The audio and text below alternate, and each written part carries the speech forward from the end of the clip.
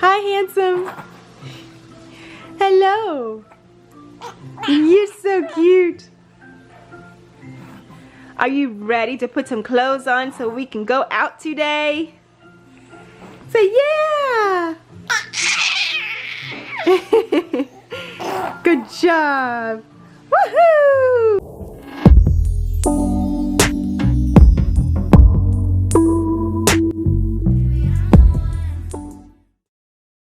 Hey guys, welcome back to our channel. So we are back.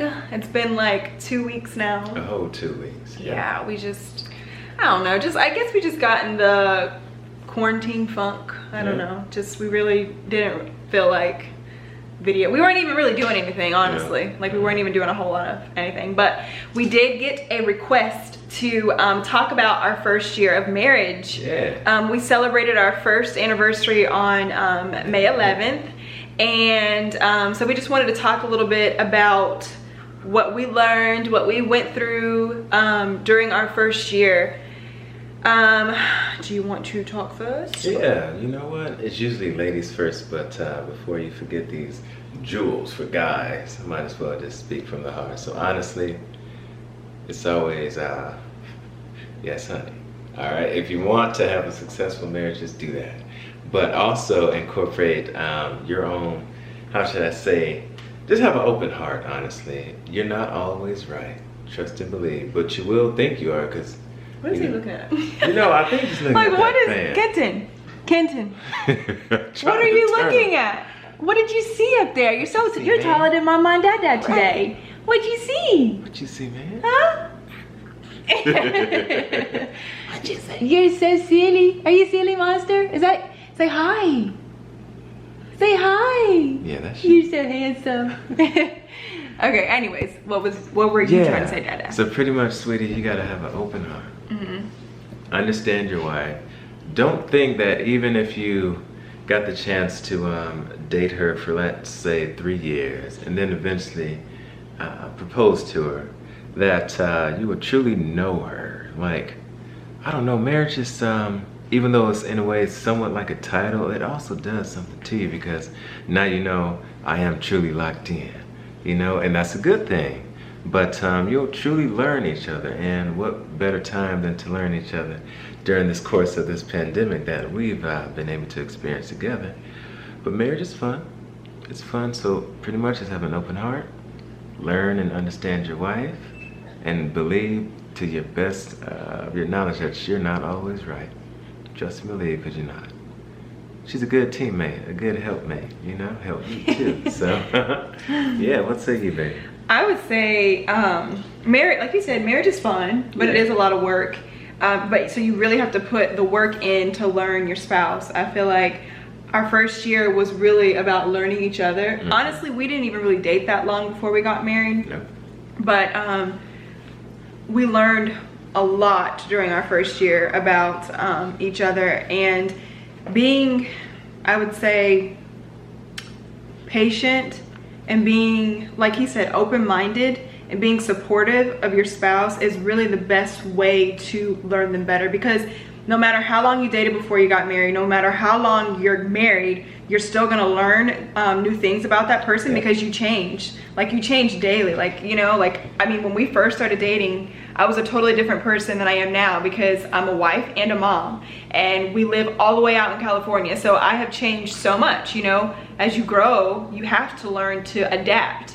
And for me, I would say there's a lot that's changed, but he has been very supportive of the changes that I've made, and he has taken the time out to get to know me, basically get to know the new Asia, because like I said, I am a mom and I am a wife, and I'm also a stay-at-home mom, and that's something that I wasn't before. So that's different. Whenever you are in the work field, you're a working woman, you know, you're constantly doing this, constantly doing that, and you have like your own goals and aspirations and stuff. And then when you have a child and you solely stay at home to focus on your child and your spouse, that's a big change, you know. So somebody like me who's super ambitious and super like always wanting to do stuff, I mean, it takes a big toll on you. And then don't forget to when you're a new mom, you go through, some people do go through postpartum depression. I went through postpartum depression. It wasn't as bad as it could have been, and it also wasn't, you know, what it could have been if I didn't go through it.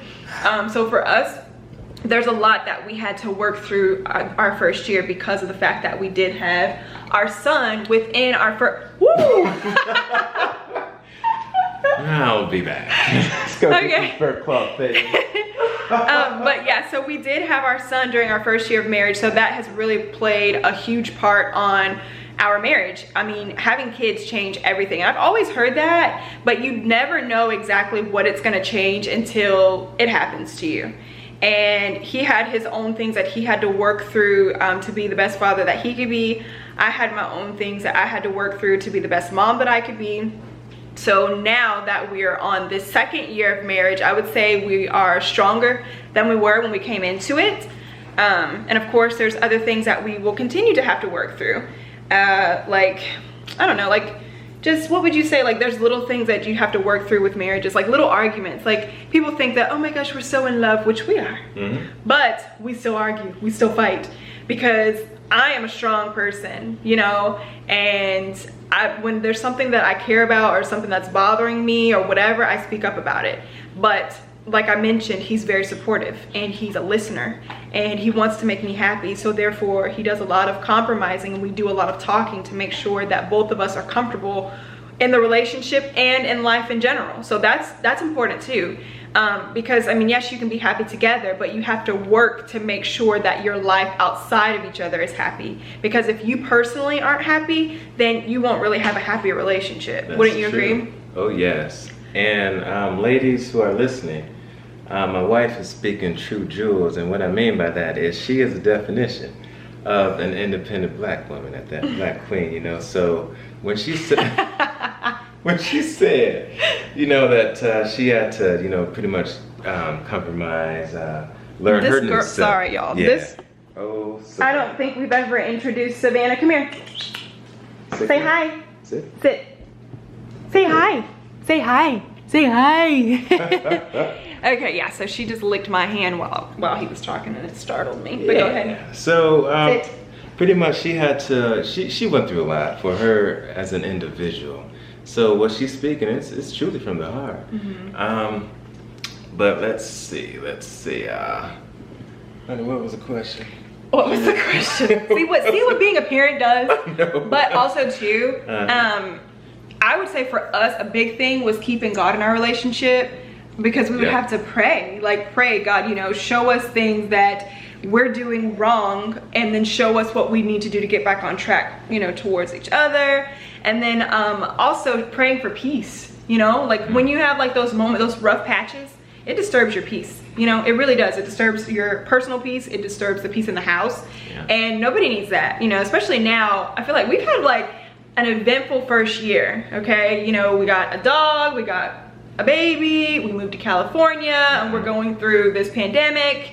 There's a lot that's going on, which means there's a lot of pressure as well. So praying for peace is big, because if you can have peace in your own heart, that gives you the ability to be, to send off vibes to your spouse, to your child, to your pet, to your coworkers, you know, that will allow you to be in an environment that's better for yourself, you know?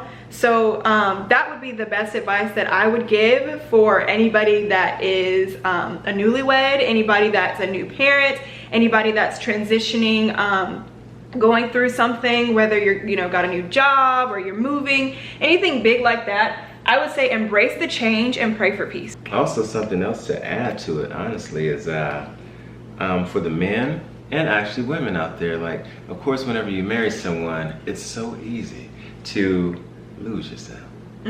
So easy, because like for us, in our case, we moved away from, well, pretty much I took her away from her family back in Florida. Now we're here in California. So we all, including Savannah and, you know, our little kitten Prin, we're all we have. You know, like family is way over there. So she could easily get into the rut of, or the routine of just being a mom versus dancing, listen to the type of music that, and it's pretty much as a guy or as a spouse, to remind her or to be down, like you should have from the very beginning, to be down with the things that make your spouse happy. Because if not, she's or he will be miserable. Yeah. And then you're like, yo, I'm doing everything that I can for you. Why are you sad? And you know, and for the longest, they may not even understand why they're sad. Amen. Amen. So that's all, you know, that's my little 2 cents for that. I agree. You know? I definitely agree. Because especially, like, speaking from a woman's point of view, it's easy to lose yourself. You know, even if you don't have children. Like, I mean, because being a mom and a husband or a wife, it's like a demanding, it's the hardest job out there. I don't even care what anybody says. It really is, because you're constantly giving yourself, and if you don't ever give yourself what you need, eventually you'll drain out and you'll have nothing left to give. Yes. So you really have to focus on yourself, like whether you enjoy reading a book, listening to music, cooking, going for a walk, whatever it is that you enjoy doing, specifically before you were married or before you had kids, continue doing that, because that is the things that bring you happiness, and that's what you want to continue to do. Because if you lose that happiness, then you'll just, the rest of the family will feel it. Yes. And I'm just being honest, like, you need to be able to take care of your kid and take care of your husband with a full, like, I don't know, like with a clear mind, if that makes sense. You know, I mean, obviously you're gonna have your days where you're not happy, like let's say, like when you're on your period. Like those days you're gonna just be like on those days for me, I'm like in the bed, like drinking cranberry juice with my what is it called, that phone stomach? Oh, your heat pad? My heating pad, you know. And then that's when he steps in and like takes care of Kenton. So it's all about balance. It's all about helping each other. It's all about knowing when to step in and to help out, take care of your person, you know, and I think you'll be good. Tell me again. I know they can hear it. It's like copyright music.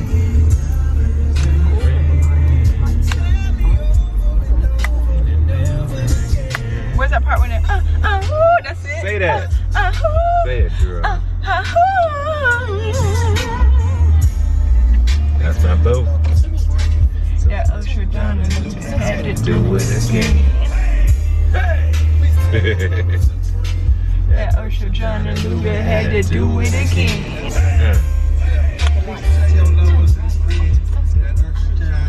Had to do it again.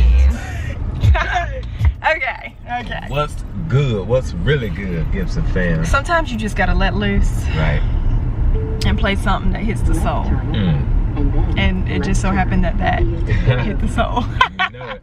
In that moment. But anyway, yeah, as you can see, we're in the car now, and we are about to get something to eat at this place called El Pollo Loco. El Pollo.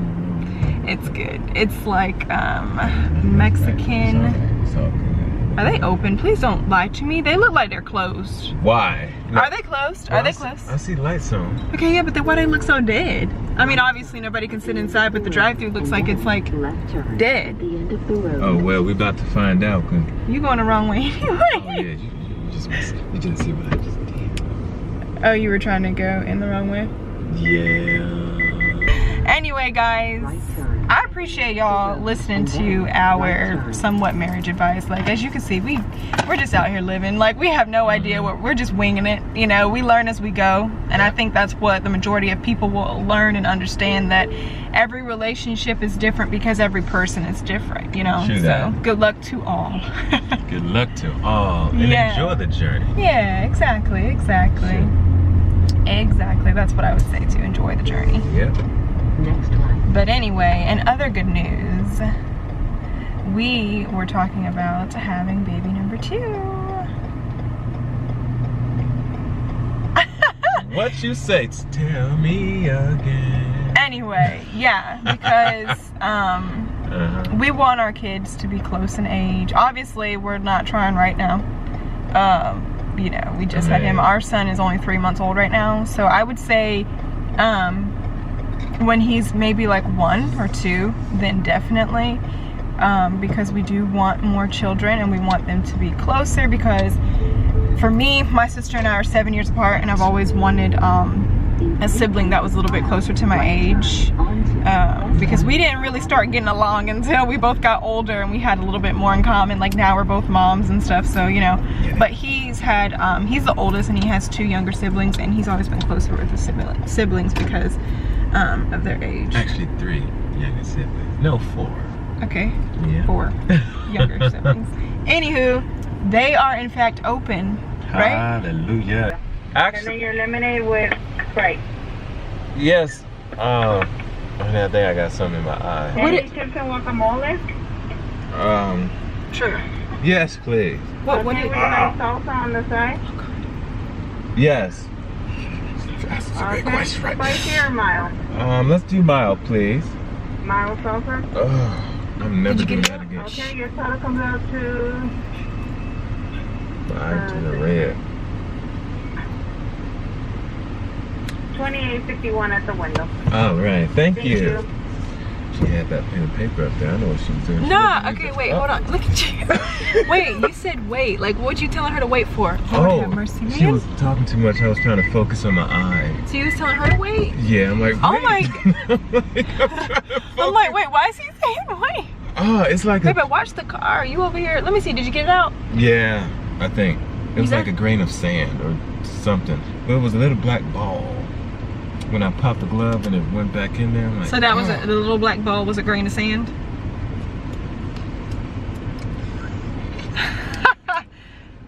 Just get my food. Okay. Woo, the life of a husband. That's all we're concerned about is the food. There you go.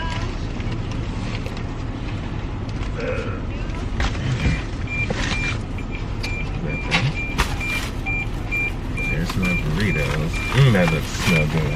Thank you. Do we have wipes up here? Here's your card. They're behind us. You can put it right there. Thank you. You're welcome. Thank you. Have a good one. You too.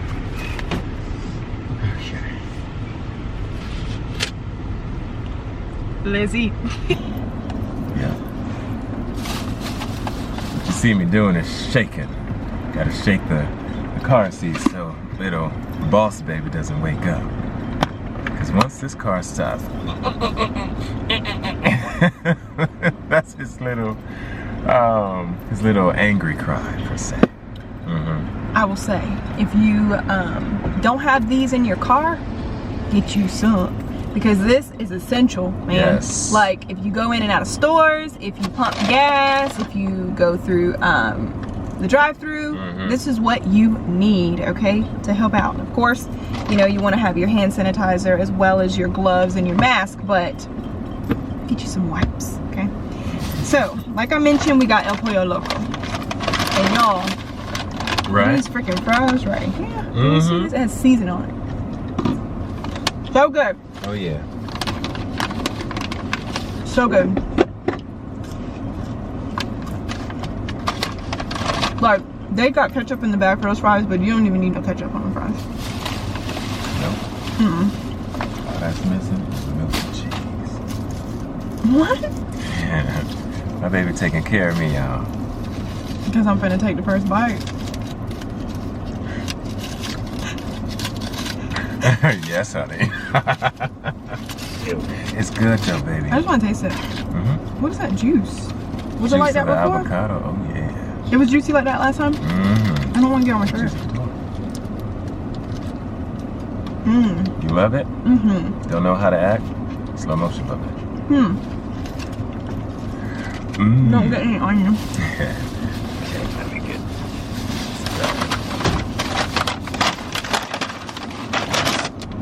chips. You got guacamole. Guacamole. You got salsa. They gave us a heap of salsa too, y'all. What you need? Here. Thank you, baby. You're welcome. See, this to be an accent, huh? Okay. That juice. He got a, what kind of burrito did you get? Avocado burrito. Does it have meat in Señorita. it? Look at my lipstick. Does it have meat in it? I don't know. Maybe I didn't get this one last time. Because I think it did have meat in it. Yeah. I messed up. parenting will do that to you. Oh my gosh. Ooh. I got the Baja shrimp avocado bowl. The last time I got a bowl, I got chicken, and it wasn't the best. I mean, it wasn't horrible, but it just wasn't what it could have been. If you know what I mean. So I decided to get shrimp. You can't really mess up shrimp. If you mess up shrimp, something really wrong. So that's why I got shrimp this time. And right turn. Let's give it a try. Nothing wrong with that. Let the Lord use you. That shrimp though. Is it really that good? You can keep it because it's only like, what, one left in there? Yeah. 4. What you mean I can keep it? I was paying 2. What you thought I was gonna share? Yeah. I can give you some. You want to taste one? Okay. I can just taste like a tail or it. But I mean, like the way that they have them, it's kind of hard to like cut them. So you're gonna have to have a whole one. Okay. I can bite it with my teeth. No, I'm gonna give you a whole one. Whole one it is. Because that's what love does. Hallelujah.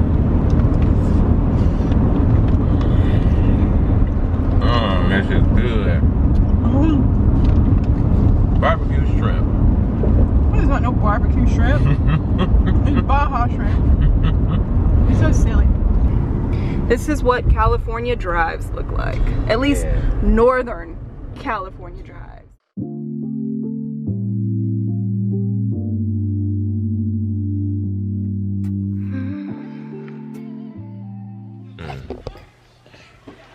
We've made it home.